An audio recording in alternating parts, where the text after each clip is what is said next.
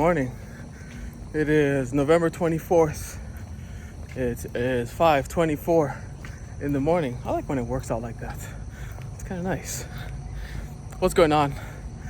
Thanks again for checking up on me, saying hello, getting some energy in the morning, practicing self-discipline. Self-discipline is one of those things that, it's one of those trigger words. And you either understand what it means and hate it, or you dread it and you hate it. Or you understand what it means and you love it. Okay, what do I mean by that? Okay, so self-discipline is one of those words that it feels like you have to submit yourself to suffering. And you have to go through a process that you're not going to enjoy, and it's going to be torture on yourself every day. And that's not what self-discipline is, actually.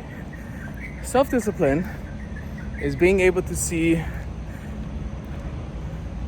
the outcomes of it and bring that into the present.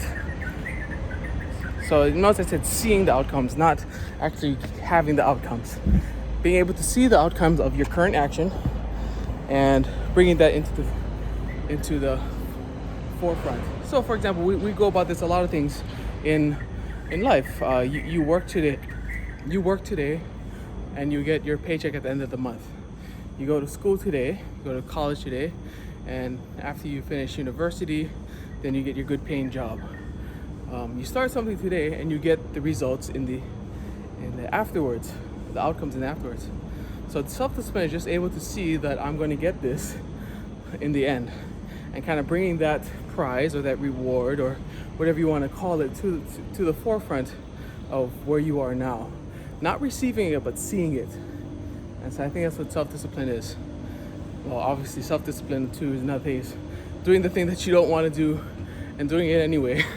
Not wanting to do something, but doing it anyway. That's also self-discipline.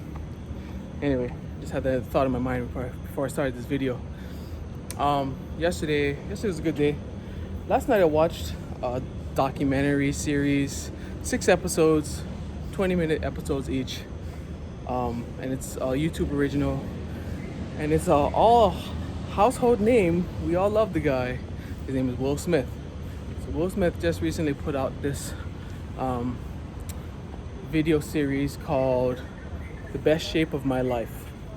The Best Shape of My Life. So he started on January 1st, and he was making a movie of how he was going to lose 20 pounds in 20 weeks. So he committed himself, social media, put a picture up out there, and it was documenting his journey of him losing 20 pounds in 20 weeks, and also him filming the process of him losing 20 pounds in 20 weeks. And in storytelling, nobody likes the hero stories. Everybody'd rather see you fall and get back up and fall again and realize like some kind of deficiency of yours, versus a hero story where he started here and now he's here and he's, that's the end of the story. And this show, The Best Shape of My Life, man, it really hit home for me on a lot of fronts. I kind of wanted to talk about it in this video today. Because it really is him talking about kind of his inner demons that he had growing up and who he had to become in order to be the Will Smith that we know. And he talks about he had a lot of father issues. Who would have known?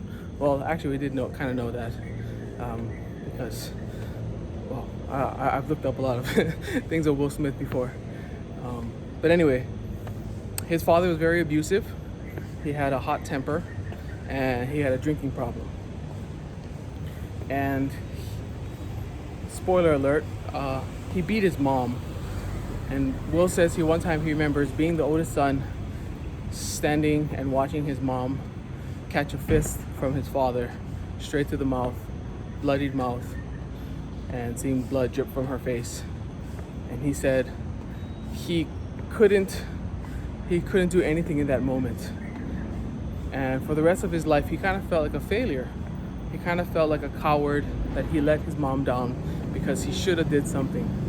and he was maybe, I don't know, I think he was 12 at the time. And to see his mom catch a fist to the face, and yeah, that was one thing. So he said he developed kind of like these two personas. He said his father had a saying. His father had a saying. He says, you get two options. One, you do it until it's complete, or two, you're dead. So basically, he didn't give his children very many options or very many things to. Yeah, I'm kind of getting flustered with words right now. Very authoritarian kind of household, and I could relate to that. Maybe not to the severity of what Will put out, but yeah, I grew up in a very authoritarian home. So Will developed this split personality. He says he calls it the what was it called? Mr. Funny, Mr. Thumper, Mr. Fluffy. It was Mr. Fluffy. So he's got Mr. Fluffy and he's got the general in his head. And so Mr. Fluffy is this great persona that he had to become. He became an entertainer. He wanted to make his fans happy and smile and laugh.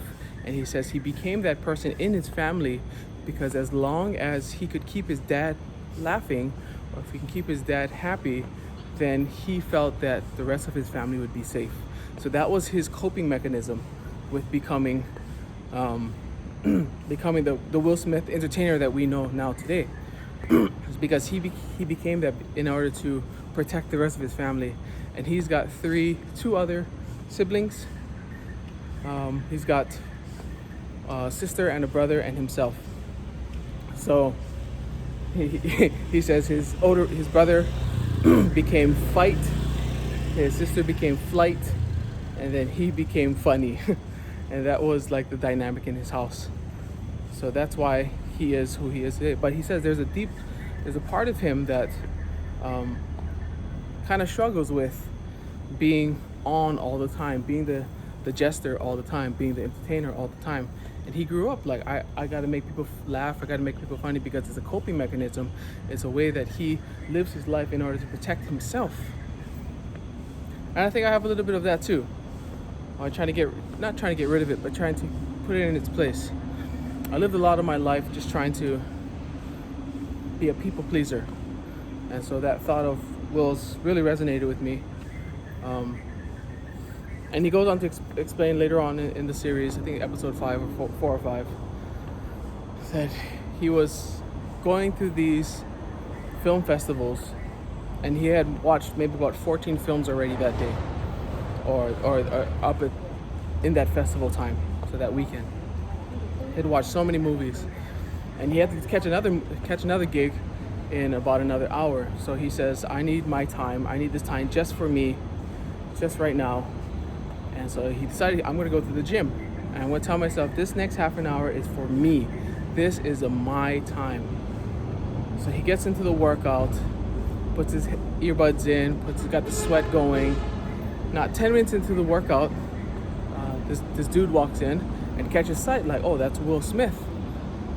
And Will Smith, he comes up to him and says, hey, Will. And he got this camera out and he's holding the camera in his face. He's like, hey, Will, say hello to my cousin. Say hello to my cousin. My cousin, he's got Down syndrome. And, sorry.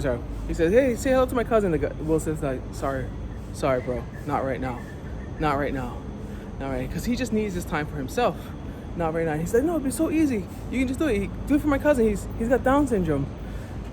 And he looked up at him and he says, not right now. And the guy said, why? It should be so fast. Just say hello to him. It'd be so fast, really quickly. And he looked at the guy and he says, because I don't want to. And the guy looked at him and he said, what? In disbelief, he says, wow. And he walked away. And in that moment, he said, he went up to his hotel room after that and he just cried. He said he couldn't stop crying because it was such an internal battle within himself that he was trying to fight.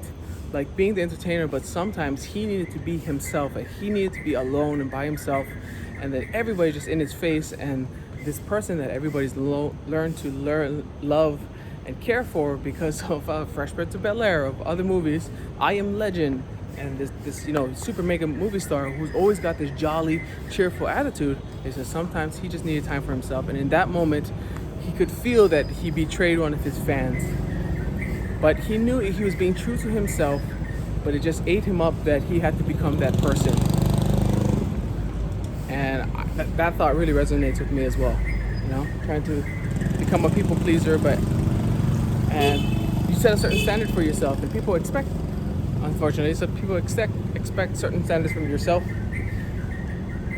And then when you got turned them down, then they're like, what? It's inconsistency. Yeah. So anyway, the show develops more and more and more. There's only 6 episodes. I actually watched 2 a couple of days ago, and then I just watched the rest yesterday. But yeah, it hit on a lot of points for me. Father, being a second person for other people, being the entertainer, and yeah, I definitely watched it again in like 2 times speed to catch any bits here and there that I missed. But he's got a new book, so I might check out that book pretty soon, and we'll see how that goes. But anyway, I recommend it. It's called Will Smith, The Best Shape of My Life. 6 episodes, 20-something minute episodes. Check it out. But it really hit a few nerves for me, and yeah, good on Will for being so transparent and for being so upfront about who he is, and yeah, the things that he has to deal with. All right, love you guys. Thank you guys very much. Sorry for the really long video. Kind of got lost in my own brain here today. Check it out, and we'll catch you guys tomorrow. Remember, self-discipline, self-love. Self-discipline is self-love, really. Being able to love yourself more in the moment by seeing future rewards now. Yeah. See you guys tomorrow, and we'll catch you later. Aloha.